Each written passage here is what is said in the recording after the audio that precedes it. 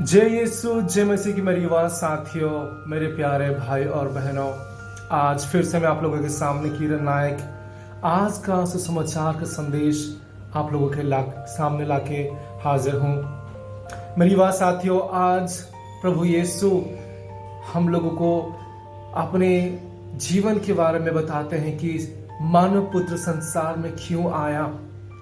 मैं मानता हूं आज का जो सुसमाचार है संत यूहन्ना का अध्याय 3 पद संख्याएं हम पढ़ते हैं 16 से 21 तक।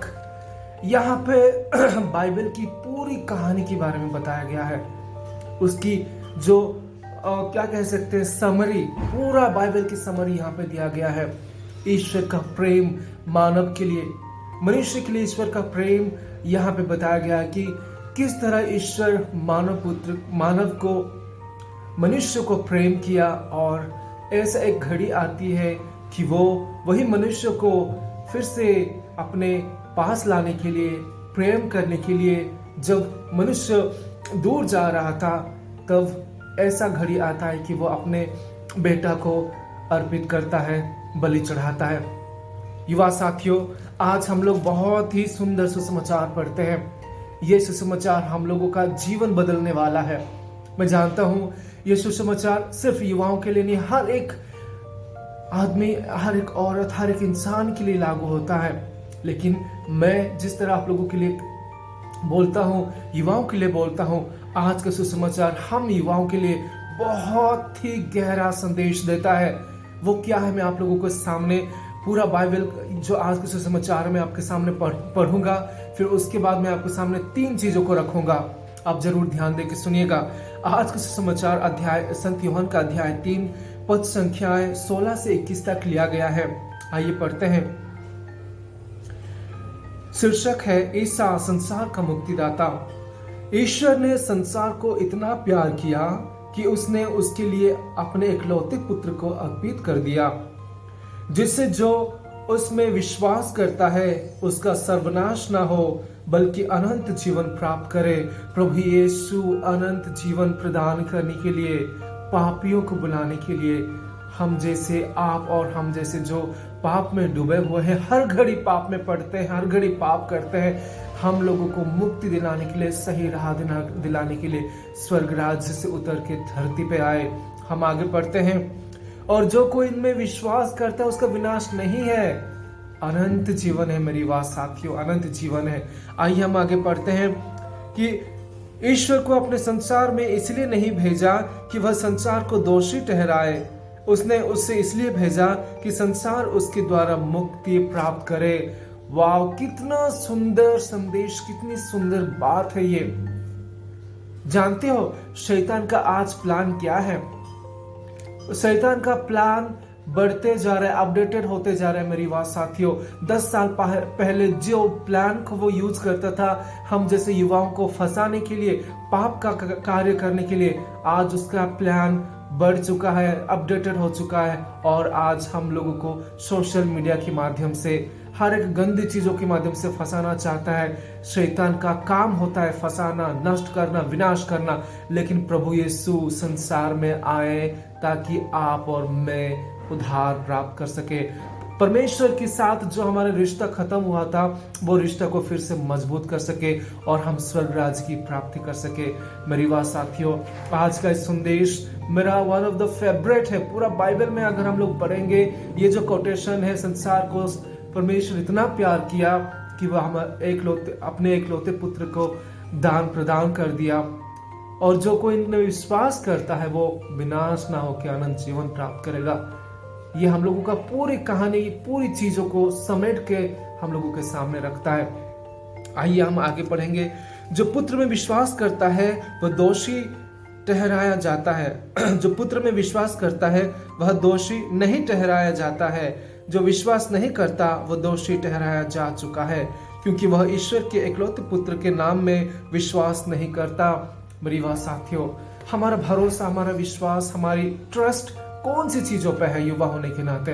मैं आप लोगों को बोलते आया हूं कि हम लोग इस दुनिया की चीजों में विश्वास करते हैं। दुनिया जिस तरह जीने के लिए कोशिश करती है, जिस तरह रहने के लिए, खाने के लिए, पीने के लिए, बैठने के लिए, उठने के लिए, हर प्रकार के लाइफस्टाइल जो दुनिया जीती है, उसी चीजों को हम लोग फॉलो करते हैं।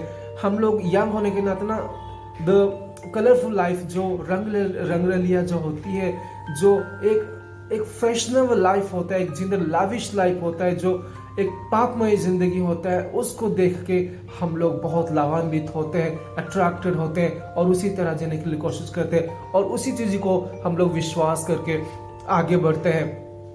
लेकिन प्रभु यीशु को आज हम लोगों को पिता परमेश्वर बोलते हैं, जो पुत्र में विश्वास करता है वो दोषी नहीं ठहराया जाएगा। प्रभु यीशु दोषी हम लोग पाप में जन्मे हैं मेरे युवा साथियों, हम लोग पाप में जन्मे हैं। जब प्रभु यीशु हम लोगों को सूले पे मर के खून बहा के हम लोगों को खरीदा है, हम पापी हैं, वो हम लोगों को मुक्ति प्रदान किया है। हम लोगों को दोषी नहीं ठहराता है, वो दोषी नहीं ठहराता है वो कभी भी। कोई भी समय में कभी भी आप उनके पास आओगे, वो तुम लोगों को, हम लोगों को, सभी को एक्सेप्ट करने के लिए तैयार रहता है। हम आगे पढ़ते हैं, विश्वास नहीं करता। दंडाज्ञा का कारण यह है कि ज्योति संसार में आई है और मनुष्य ने ज्योति को अपेक्षा अंधकार को अधिक पसंद किया, क्योंकि उनके कर्म बुरे थे। ये तो बहुत ही सही बात है मेरी युवा साथियों। हम मनुष्य लोग हमेशा अंधकार के पीछे भागते हैं। जो चीज अंधेरे में होता है, जो चीज छिप के होता है, जो चीज सभी से छिपा के किया जाता है, उसी चीजों के पीछे भागते हैं। हम युवाएं, हम लोग सामने आके कोई भी चीज को, अच्छे कार्य को सामने आके करना पसंद नहीं करते हैं। हम लोग शर्मिंदगी महसूस करते हैं, हम डरते हैं, हम लोग अलग अलग प्रकार के भावनाओं में बह जाते हैं, जो कि हम लोगों को, हमारे रास्ता को ब्लॉक करता है। और प्रभु यीशु ये संदेश में हम लोगों को कहते हैं कि ज्योति, संसार ने ज्योति का तिरस्कार किया और अंधेरे में रहने का, अंधेरे में कार्य करने के लिए पसंद किया। मेरी बात साथियों, आइए, हम लोग अंधेरे के बच्चे नहीं हैं, हम लोग ज्योति के बच्चे हैं और हम लोगों को ज्योति में रह के लोगों को भी ज्योति में लाने के लिए उनको मदद करना है। हम लोग परफेक्ट नहीं है मेरी बात साथियों। हम लोग खुद को धीरे धीरे, आस्ते आस्ते प्रभु के वचनों में जीवन बिताते हुए खुद को परिवर्तन करना है, पाप से दूर जाना है और धार्मिकता का जीवन जीना है। और दूसरों को भी, जो अंधेरे में है, तुम्हारे जो भाई और बहनें हैं, जो यंगस्टर्स हैं, जो दोस्त लोग हैं, जो अंधेरे में जीवन को बिता रहे हैं, उनको सही रास्ते में, उजाला में लेके आने के लिए प्रभु यीशु आज प्रेरणा देते हैं हम लोगों को। आगे पढ़ते हैं, जो बुराई करता है वह जो ज्योति से बैर करता है और जो ज्योति के पास इसलिए नहीं आता कि कहीं उसके कर्म प्रकट न हो जाए। प्रभु यीशु कहते हैं, देखो, जो बुराई करता है वो हमेशा छिपता है। ये दुनिया का नेचर है। अगर कोई गलती करता है तो छिपता है वो, और सबके सामने उसको आने से शर्म लगती है। हम लोग गलत काम, शैतान गलत काम करवाता है। गलत चीज में हम लोग जब डूबते हैं ना, हम लोग, हमारी आत्मा दुखी होती है। शारीरिक तौर से हम लोगों को अच्छा लगा हो, हम लोग एंजॉय किए हो, मस्ती किए हो, कुछ समय के लिए हम लोग बहुत ही आनंदित हो गए हो, लेकिन वो शारीरिक था, आत्मिक नहीं था। इसीलिए हम जब अपने जीवन को अंधकार में जीते हैं, तब हम लोगों को कुछ समय के लिए खुशी मिलती है, लेकिन अंत में वो दुखदायक होता है। और शैतान यही प्लान करके हम लोगों को फंसाता है, हर एक छोटी छोटी कार्य करके हम लोगों को फंसाता है मेरी बात साथियों। आगे पढ़ते हैं कि किंतु जो सत्य पर चलता है वह ज्योति के पास आता है, जिससे यह प्रकट हो कि उसके कर्म ईश्वर की प्रेरणा से हुए हैं।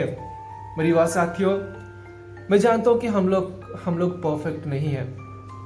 हम लोग युवा होने के नाते बहुत सारी चीजों के सामना करते हैं, बहुत सारी चीजों का फेस करते हुए हम लोग आगे बढ़ते हैं, और एक अच्छी क्रिश्चियन लाइफ जीना बहुत ही मुश्किल है, कठिन है।